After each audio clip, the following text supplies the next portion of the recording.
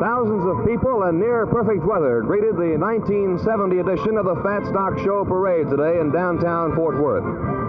This event, billed as the biggest Western parade in the world, officially kicks off the yearly exposition, which includes a rodeo, carnival, and animal judging over a 10-day period.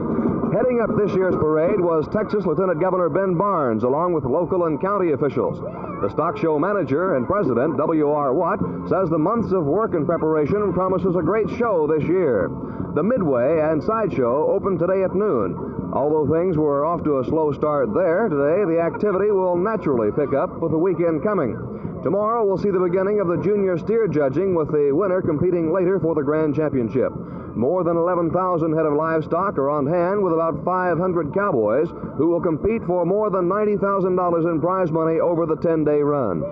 It's the circus, the fair, and a Wild West show, all wrapped up in one. It's the 1970 Southwest Exposition and Fat Stock Show. This is Gene Thomas, Channel 8 News in Fort Worth.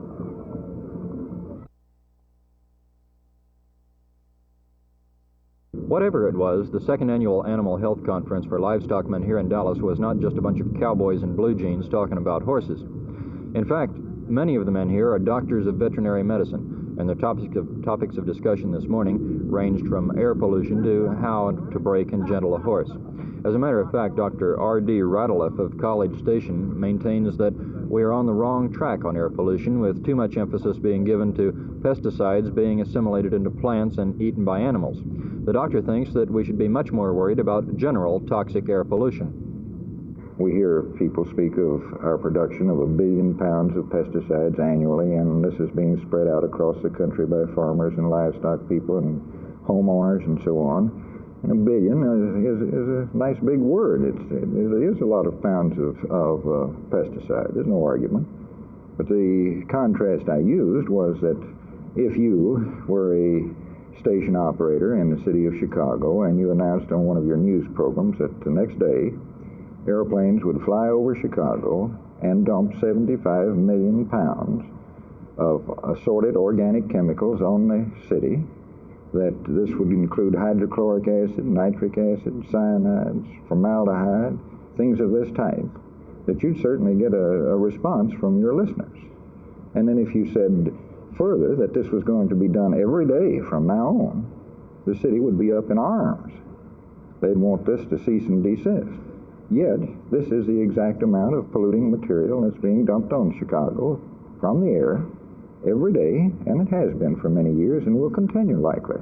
Dr. Radeleff, how serious is the toxic pollutant problem? Do you fear for your life? I happen to live in a small town without the atmospheric pollution, and we draw our water from wells and are relatively clear. I don't fear for mine.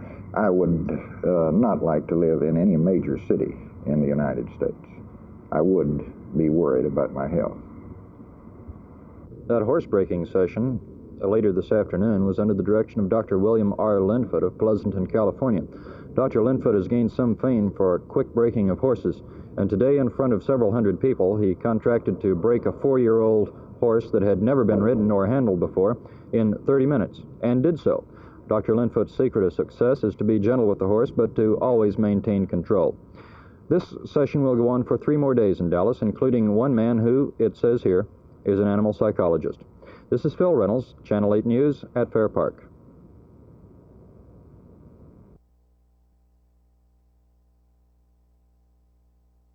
There's no question in my mind that judging by the published technical output, judging by the amount of facilities devoted to research and development in the safety area, operating as well as crash-worthy, judging by the number of personnel employed full-time, that as of 1966, General Motors was not spending more than $1 million a year in this area of advanced research and development for the safety of the vehicle. This company is grossly too...